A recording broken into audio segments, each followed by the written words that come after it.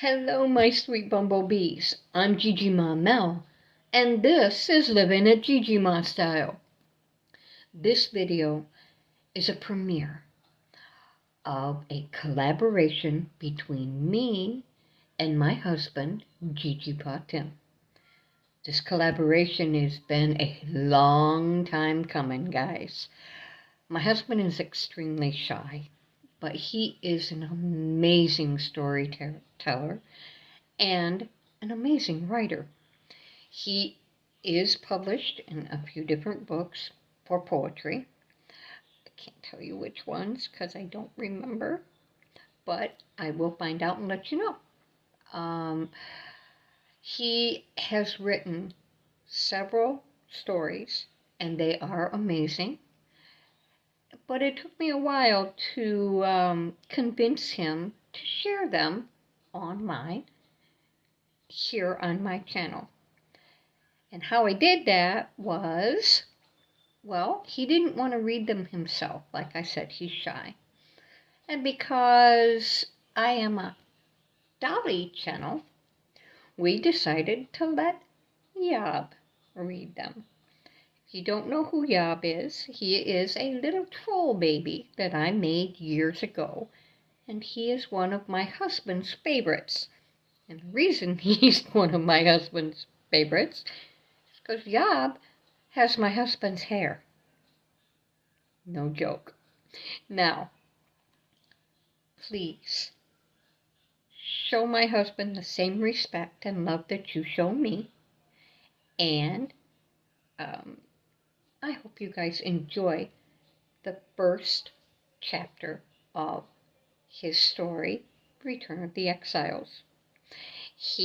From now on, I will be uploading one chapter every Sunday. So stay tuned. Let him know how much you enjoy it, okay? Thank you, and I will see you again soon. Bye now.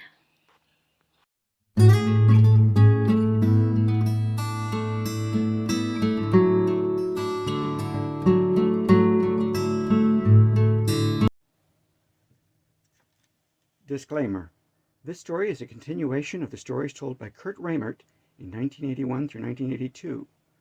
While this story is written as fun and light entertainment, it addresses issues and observations from the 1970s. The fact that history is repeating itself requires me to mention that this story has been in the works for over 20 years.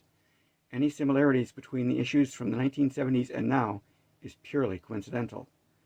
I have kept the use of foul language to a minimum, both because I did not see the need for much of it, and because such words are more valuable when they are few. That said, I hope that Kurt, wherever he is, likes what I have done to add on to his story. Return of the Exiled, or Why Must I Be the Hero? By T.J. Stegehuis.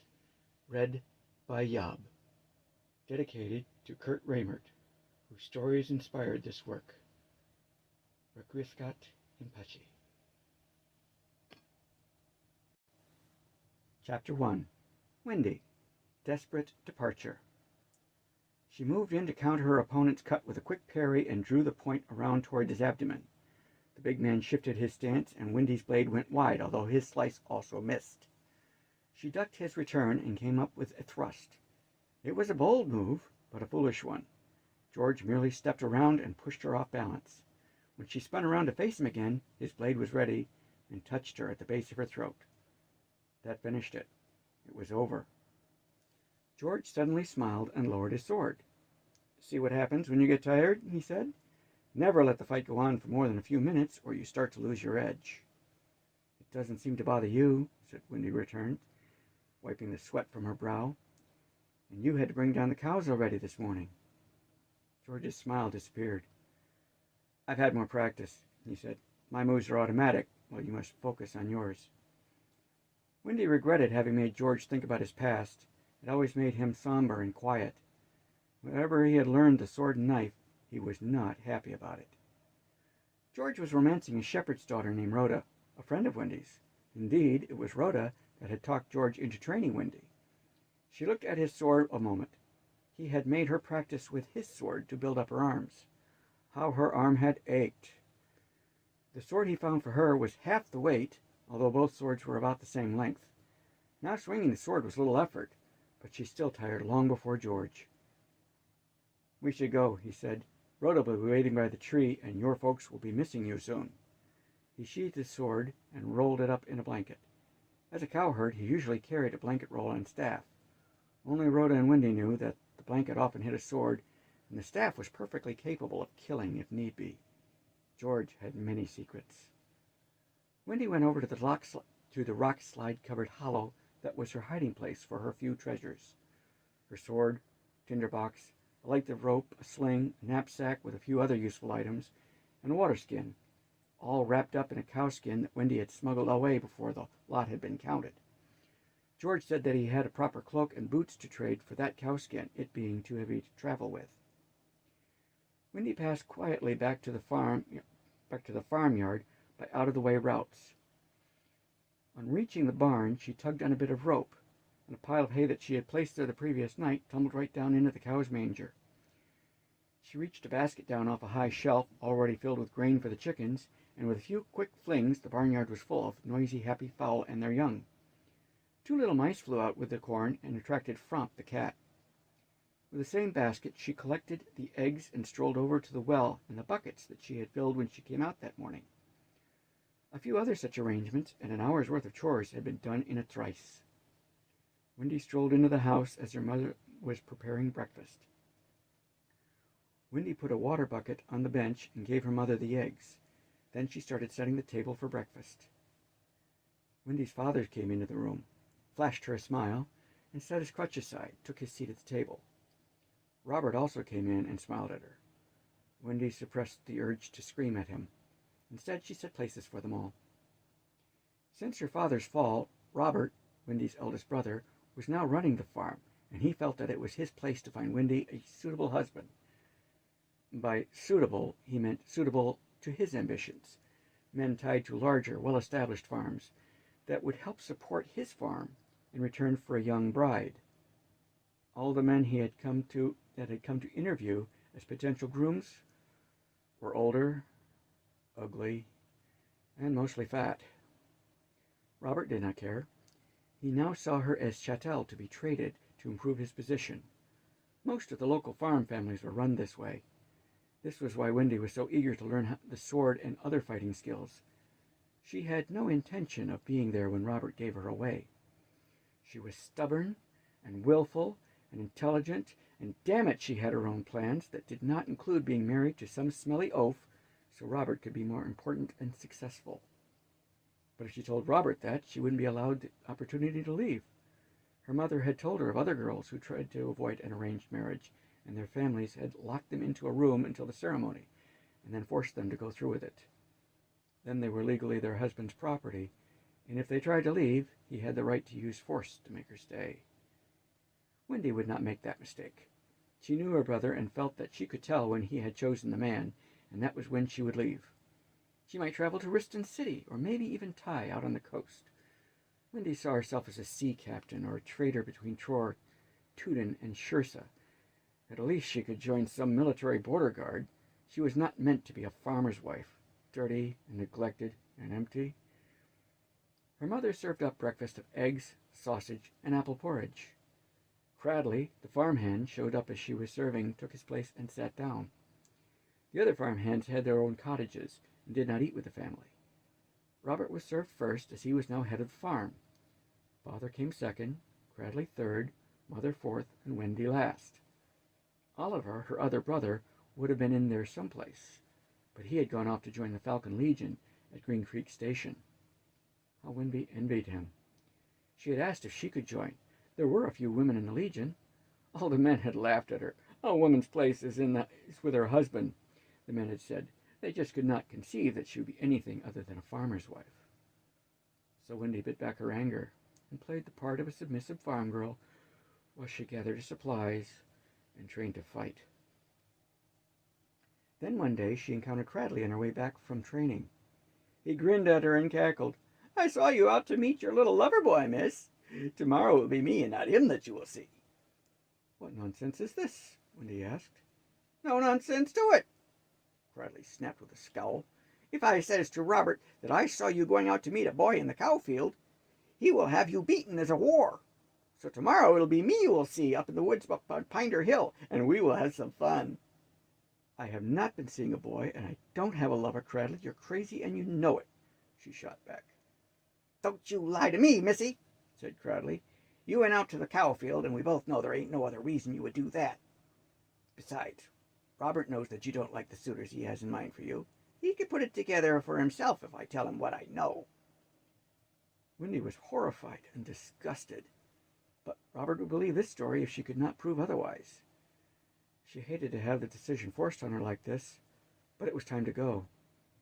She agreed to see Cradley the next day, knowing that as soon as she failed to show, he would run to Robert with his story. Time for preparation was over. Suddenly she was terrified. It was all well and good to plan and imagine the journey. That was real and necessary. When she and her mother were alone in the house, Wendy confided to her all that had transpired and the fact that she was ready to leave the farm and never return. Her mother wept for a bit, but soon cleared up her composure and got a package out from under the bedroom floor. "You've always taken after your Uncle Randon this way, Wendy," she said. "He could never just lead a simple life. He joined the Mountain Legion and became a captain. However, he could not tolerate injustice either. That's what made him an outlaw in Tor." "How could seeking justice make him an outlaw, Mother?" "It was because the people who were despoiling Tor knew how to twist the truth, so it looked like he was the criminal and not they," her mother replied.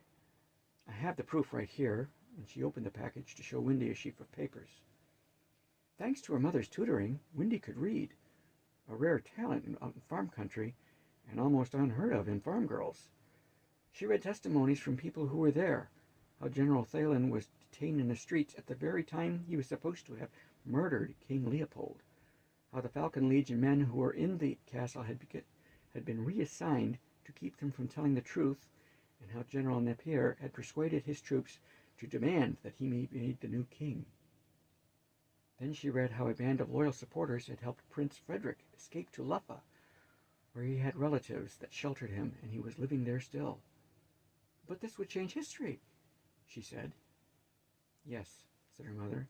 "It means that Frederick and not Henry is the true king of Tor, and it is the reason that the Falcon Legion does not actively hunt us. They know that these papers exist somewhere, and if they harm me or my family, these could be taken to a scribe in Tewden, and they would be all over the land within a fortnight. King Henry would be disgraced, and there would be an uprising, and many people would be killed." Her mother turned to Wendy. "But if you can get this to Frederick, he can use it to gain recognition and support from all the lands, and if he times it right, he could take the throne with little bloodshed. I had hoped to have Oliver take it to Luffa, but now that will be impossible." Wendy was awestruck. Her mother, whom she thought so meek and submissive, had the power to destroy the loyal house and rewrite Tor history, but she had held her hand for the good of the people. "Oh gosh, Mother! Oliver!" Wendy exclaimed. "Yes," said her mother, "that is another reason why it must not fall into the hands of the Legion. Although they do not know as yet that he is related to Randon, his life would be in serious danger if this were in the hands of King Henry. He is no fool." "But Luffa is so far away. Is there not someone closer I could take it to?" "Randon, maybe, but he is old, and I have not heard news of him in years. You should take it to Frederick. That would be safest. Tell him that it comes from Irina of House Spoven. That will get you in to see Frederick." "Who is Irina?" asked Wendy, who had never heard the name before. "I am Irina," said her mother. "Pray you do not tell the name anywhere else, lest King Henry's men take you." Wendy had heard of House Spoven from cow traders, an old noble house from King Leopold's day, now believed to be extinct. Her mother a Spoven? It was a lot to grasp. She swallowed hard at the thought of her plight. Now she must succeed for her family's sake, and for the kingdom's sake. She felt small and young. Her mother took some paper, pen, and ink from her father's desk, and wrote a letter explaining to whomever it may concern who Wendy was and her family line. She took out a silver ring with a crest and tied it to the letter. then closed everything into the package and resealed the wax. The ring is to prove that you are who the letter says that you are, so do not lose it. Do your friends have supplies for you? It is a long, dangerous road, she said. I was forced to leave before my plans were complete, said Wendy, although I'm sure they will help me get away. Her mother went under the floor again and came out with a wicked-looking knife and some of Oliver's old boots. Then she retrieved scissors and a length of cloth. Long hair is a liability, she said. Let's cut it down to size, shall we? Wendy was all in agreement on that. Robert was always showing her off her long red hair to the slugs he brought over to show her to. Her mother chatted with her about the Spoven family history as she cut her hair. How Wendy's grandfather and great-uncle had been burned for not yielding to King Henry's demands. So many things she had never known about her mother. Now Wendy would look almost like a boy. Her mother cut her pretty hair very short, just under her ears. When she bound the cloth around her breast, showed Wendy how to tie it in front so that her breast almost disappeared. It confined her breath a bit, but she soon adjusted to it. Your name is Whittle, her mother said. You are going to town to look for work. Always know which town is the next down the road so that you can tell people that is where you're going to. A girl found alone on the road would be better off dead, so be careful. She went to the chest where Oliver's things were stored and brought out an old tunic, trousers, and hat of Oliver's and helped Wendy put them on. The tunic was cut for a boy, unlike her shift, and helped her look more like a youth. Her mother filled a bag with food that would not be missed, as well as a water skin. Hide these nearby so that you may grab them when you leave, she said. Don't count on being able to get things as you leave, just go. Know that all my love goes with you. Her mother had tears again when she hugged Wendy's close to her. Oh no! When her mother gasped. I should have waited to cut your hair. Robert will know. This time it was Wendy who had the answer. She washed her hair and tied it up with cloth, adding more cloth to make it look like a lot of hair was tied up. Then her mother put her shift back on her. Wendy wore the tunic under it and hid the package and other supplies under a trough at the far end of the barnyard. Later, the men came in from the fields, and they sat down to dinner. Roasted fish with vegetable mush. The men remained at the table to discuss issues concerning the farm. Mother and Wendy sat on stools to mend clothes. The time to bed seemed endless, but finally Robert announced that they must all go to bed and sleep. Wendy lay in her bed for what seemed days before she heard the snores coming from Robert's room that meant it was time to go. She wished she could kiss her parents goodbye, but the time was now, and there could be no hesitation. She crept out of the tiny window in the little loft space where she slept. She eased over the edge of the window and got her toes under the woodpile. Then she jumped from the pile to the ground and padded softly past the barn where Cradley slept. Carefully she stayed out of sight in case he was watching for her. She retrieved her parcel and supplies, put on her pants and boots, then headed for the pasture where George slept. George was awake and expecting her. I thought I saw someone spying on you as you left yesterday, he said. Rhoda and I have all the things that we could get together for you, the cloak, some food, a knife. I'm glad to see that you disguised yourself. It's a dangerous world. He had retrieved her hidden stash earlier and had them ready for her. Rhoda couldn't be here, but said to give you all her love and best wishes, George said. He had cut a walking staff for her and showed her a few simple moves with it. The sword was hidden between her back and in the pack, but it stuck out some. George had brought an extra blanket and showed her how to wrap the sword in the blanket and still be able to reach it. So, with the pack and supplies, a sword at hand, a knife in her boot, another in her belt, and a stick to walk with, Wendy, or Whittle, was off, bound for Riston City. As she was leaving the cow pasture, Wendy looked back to see George, standing there with stars outlining him. He raised a hand to wave farewell. She turned and silently let her tears fall as she left her whole world behind her.